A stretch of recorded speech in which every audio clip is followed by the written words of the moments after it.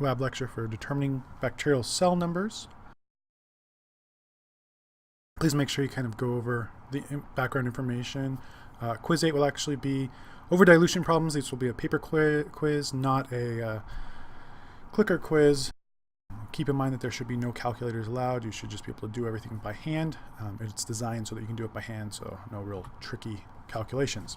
All right, so a couple of key things. Make sure you're aware that the number of bacteria in a given sample is important when evaluating things for research, analysis of food, water, soil contamination, quality control. It is probably one of the most important factors.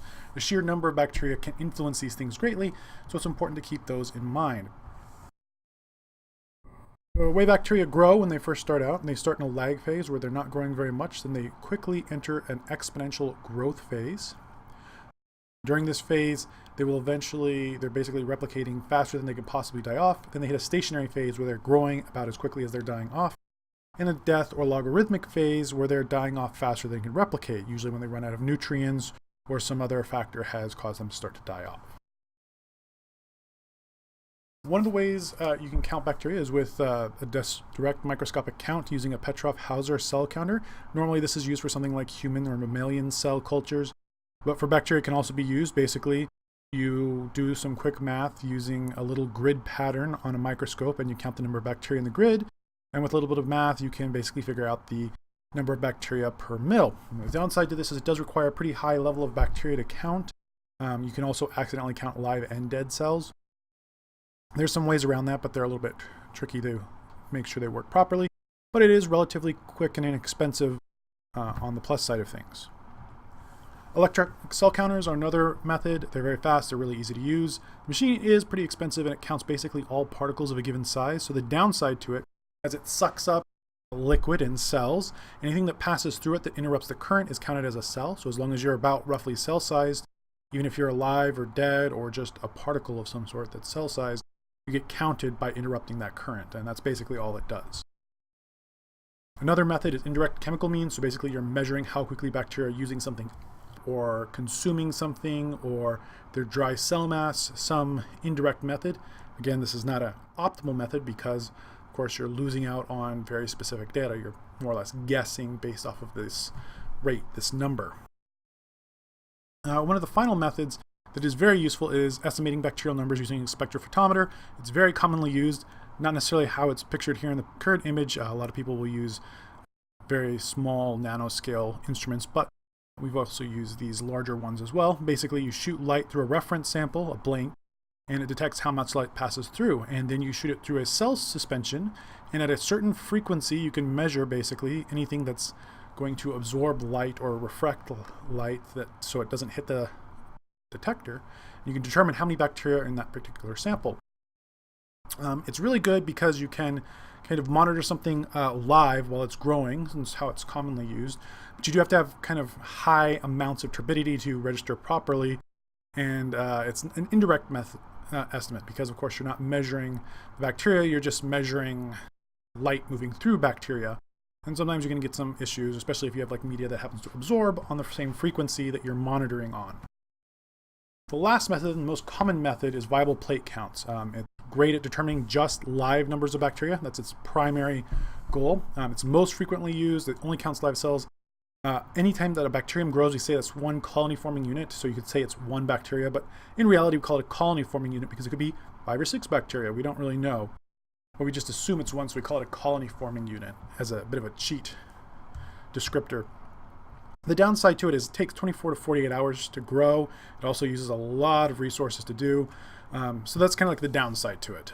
It's slow and it requires a lot of stuff. So basically the way it works, you'll start out with your original sample and then you'll take a mil of it and put it into 9 mils of, say, a tube, and you'll get 1 dilution.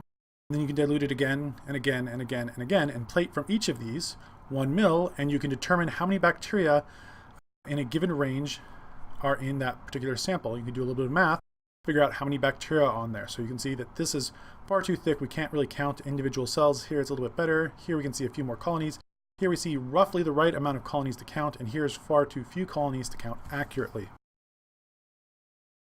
We can only use plates that have a certain range. That range is 30 to 300 colonies. If it's outside that range, you don't even have to do anything. You can just say, out of range, no need to count it. It's either, if it's lower than 30, it's too few to count, TFTC. And if it's too high, over 300, it's TNTC, too numerous to count.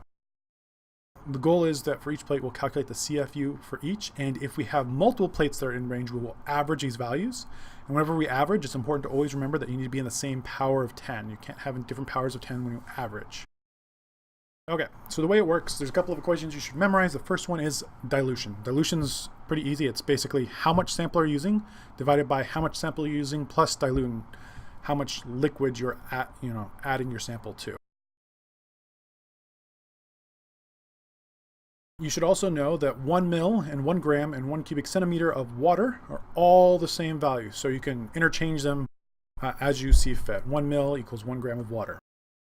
You should also know the CFU per mil equation. That one's really easy. It's number of colonies divided by mils plated times dilution. All right, so one of our first examples, let's just say you have a sample and you want to put it into 99 mils of DiH2O. So you'll divide 1 mil of sample divided by 1 mil of sample plus 99 mils of H2O. That's 1 over 100 or 10 to the negative 2. So that's how we mostly write equations for dilution. Key thing here, I always write things down fully. So I write down the word sample and the mils just so I'm not leaving anything out. It helps remind me to keep all the information that I need to on that equation. And I recommend that for you guys as well. We'll call this our mix A. Now let's say we do another dilution further from here. So we'll take our mix A, we'll take 1 mil of that and put it into 9 mils. That's 1 mil of mix A divided by 1 mil of mix A plus 9 mils. That's 1 over 10, so that's 10 to the negative 1. However, this is how dilute this mix, this new mix, we'll call it our mix B, is from mix A. But we don't care how diluted it is from mix A, we care how diluted it is from the original sample. And to do that, we have to multiply these together. So it's 10 to the negative 1 times 10 to the negative 2 is 10 to the negative 3. So that's the final dilution from the original sample. Also, key thing to remember, 1 over 10 is the same thing as 10 to the negative 1. It's also the same thing as 0.1. And that's important to remember, so keep that in mind. So let's say we have our sample. We've got our tube. If we were to draw this out, and you guys can definitely draw pictures to demonstrate things if you want to. Key thing though is you have to make sure to label them. So you have to show how much liquid you're taking out and putting into the new tube. So here we've got our first dilution. It's 1 mil dilution into 9 mils of water. So that's a 10 to the negative 1 dilution. We'll call this our mix A. We're going to go into another 9 mil with 1 mil, and that's our mix B. And we'll do it one more time. So these are each 10 to the negative 1 dilutions. These are all relative to each other. Mix C is relative to mix B is relative to mix A is relative to the sample, but we care about the total dilution, the final dilution of all of them. So mix A's final dilution is 10 to the negative 1. Mix B's final dilution is 10 to the negative 2. Mix C's final dilution is 10 to the negative 3. Now, if we plated some of these, and we had 2 numerous to count on the first one, 158 on the second one, and 38 in the third one, we know that only 2 of these are in range because they're in that 30 to 300 range. So if we take those 2, we can start calculating out the CFU per mil. So we have 158 colonies, and we plated it with 1 mil, and we know that it's a 10 to the negative 2 dilution. So we write this as 158 colonies divided by 1 mil plated times 10 to the negative 2, or 158 divided by negative 2. When you divide by negative exponents, you're going to put them up on top as positive exponents. Okay? And whenever we write an answer, we always want to write it in scientific notation. So we're going to move the decimal point over 2 spots. The decimal points do make that noise, so it's okay to make that in class. And there we've got 10 to the 4. So we take those 2 decimal points and we keep it in check over here. So it's 1.58 times 10 to the 4th. And whenever you write this, you're always going to write units because obviously we need to know what this is. So it's CFU per mil. And when you guys write these answers down, you want to put a box around them. This just makes it easier for us to grade and know what you're trying to do. We do give partial credit here, so if you box your answer, it helps us really know what thing you want us to look at and say, this is what I want you to grade. I know, like, many people try to spend a lot of time doing scratch calculations, and they maybe start something and realize it's wrong, and they try to do something else and they finally get it right. Just put a box around the answer that you want us to look at, otherwise we'd have to guess.